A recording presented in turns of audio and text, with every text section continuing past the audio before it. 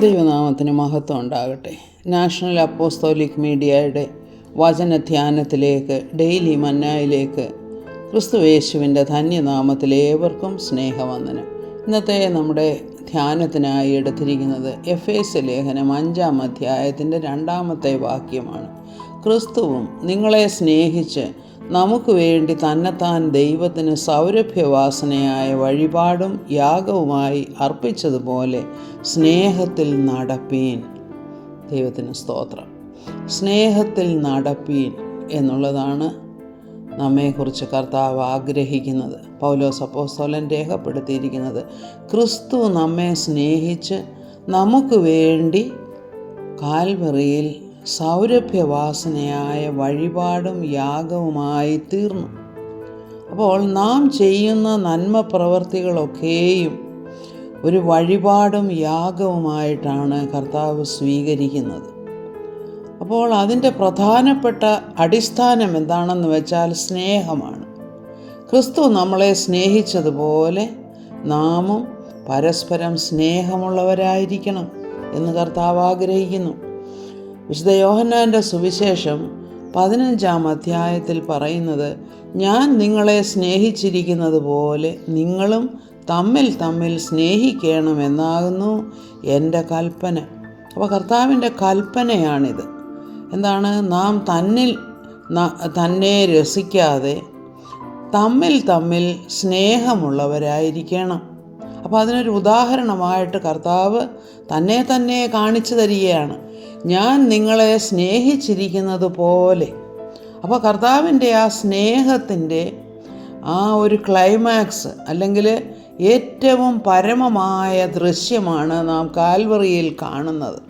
കാൽവറിയിൽ നമ്മുടെ പാപത്തെ വഹിച്ചുകൊണ്ടാണ് കർത്താവ് നമുക്ക് വേണ്ടി ശാപമായി തീർന്നു.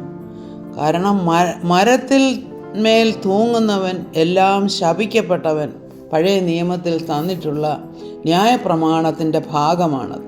അപ്പോൾ മരത്തിന്മേൽ തൂങ്ങുന്ന കർത്താവ്, അത് കർത്താവിൻ്റെ ആ പരമമായ യാഗമായിട്ട്, അപ്പോൾ ആ യാഗത്തിൽ നിന്നുള്ള സൗരഭ്യവാസന നിമിത്തം പിതാവ് നമ്മോട് നമ്മുടെ പാപങ്ങൾ ക്ഷമിച്ചു തന്നു. അങ്ങനെ നാം ക്രിസ്തുവിലായിത്തീർന്നു. അപ്പോൾ നമുക്കുള്ള കൽപ്പന എന്താണെന്ന് വെച്ചാൽ, കർത്താവ് നമ്മെ സ്നേഹിച്ച ആ മാതൃക നാം ഉൾക്കൊള്ളണം. അങ്ങനെ ആ മാതൃക ഉൾക്കൊള്ളുക എന്ന് വെച്ചാൽ കളങ്കമില്ലാതെ മറ്റുള്ളവരെ സ്നേഹിക്കുക എന്നുള്ളതാണ്. അപ്പോൾ നാം ചോദിക്കാം, നമുക്കുള്ളതെല്ലാം മറ്റുള്ളവർക്ക് കൊടുക്കണോ? അങ്ങനെയല്ല അതിൻ്റെ അർത്ഥം. നമുക്ക് കൊടുക്കാൻ സാധിക്കുന്നത്, പൗലോസ് അപ്പോസ്തലൻ എന്താണ് പറയുന്നത്? നിർബന്ധത്താലേ അരുത്, മനസ്സില്ലാതെയും അരുത്.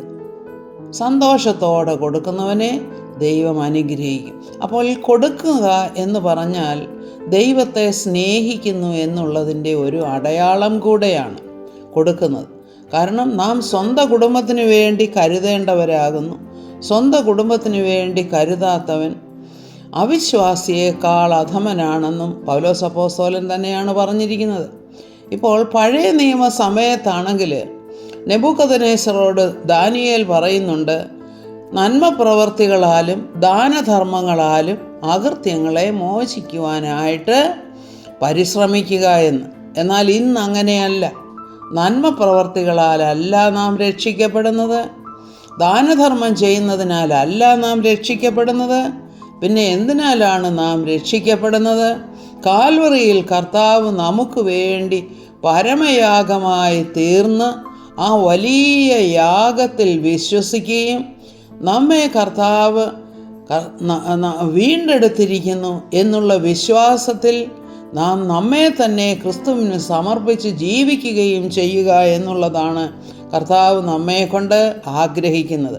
അപ്പോൾ വിശ്വാസത്താലെയാണ് നാം രക്ഷിക്കപ്പെട്ടിരിക്കുന്നത്, നമ്മുടെ നീതി പ്രവർത്തികളാലല്ല എന്ന് നാം ഓർക്കണം.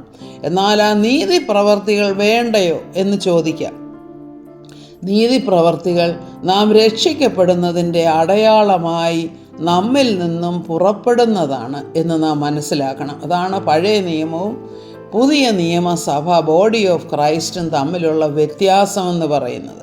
അതായത് പുണ്യപ്രവർത്തികൾ ചെയ്ത് നമുക്ക് ദൈവത്തിൻ്റെ പ്രീതി സമ്പാദിക്കാൻ സാധ്യമല്ല. പിന്നെ എങ്ങനെയാണ് കർത്താവിൻ്റെ പ്രീതി സമ്പാദിക്കുന്നത്? അവിടെ പറയുന്നത്, വിശുദ്ധ യോഹന്നാൻ്റെ സുവിശേഷത്തിൽ പറയുന്നത് എന്താണ്? അതായത് അയച്ചവനിൽ വിശ്വസിക്കുക. അതായത് പിതാവ് അയച്ചവനിൽ നാം വിശ്വസിക്കുമ്പോൾ നമ്മൾ ദൈവത്തിന് പ്രസാദമുള്ള കാര്യമാണ് ചെയ്യുന്നത്. അതായത് ആ വിശ്വാസമാണ് അവിടെ പ്രാധാന്യം അർഹിക്കുന്നത്. ദൈവം അയച്ചവനെന്ന് പറയുമ്പോൾ ക്രിസ്തു നമുക്ക് വേണ്ടി ചെയ്തതിൽ വിശ്വസിക്കുക.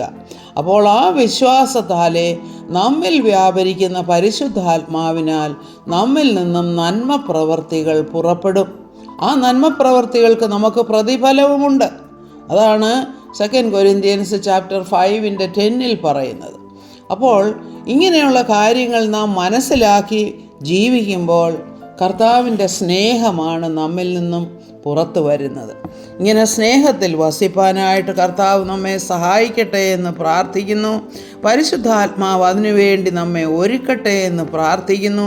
ക്രിസ്തുവിൻ്റെ സ്നേഹത്തിൽ വസിക്കുന്നതിനേക്കാൾ മറ്റ് ശ്രേഷ്ഠമായത് യാതൊന്നുമില്ല എന്ന് നാം മനസ്സിലാക്കണം. ദൈവം നമ്മേവരെയും അനുഗ്രഹിക്കട്ടെ എന്ന് പ്രാർത്ഥിക്കുന്നു. സ്തോത്രം. ആമേൻ.